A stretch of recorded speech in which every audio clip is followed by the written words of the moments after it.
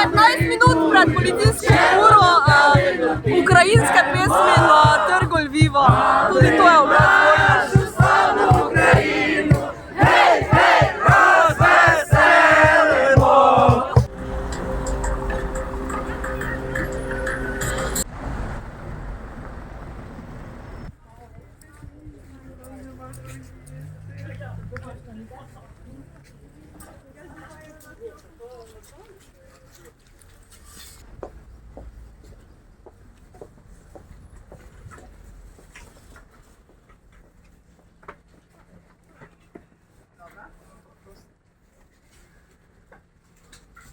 Dober dan, pozdravljeni.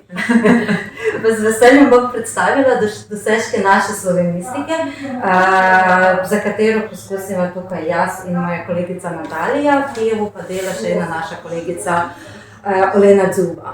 Imamo tudi prevode, ki so jih naredili naši študentke. Zelo pomembna stvar je bilo ustvarjanje slovarja, ukrajinskega slovenskega tematičnega slovarja, in sodelovali pa so Primož Lubej, Janja Lubej in naša doktorica.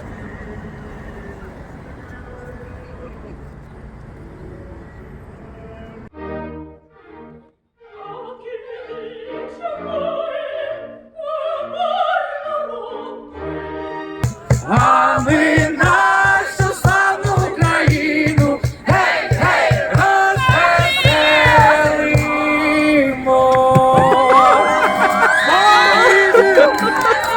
Слава нації! Україна! Путін! Русский воєнний корабль!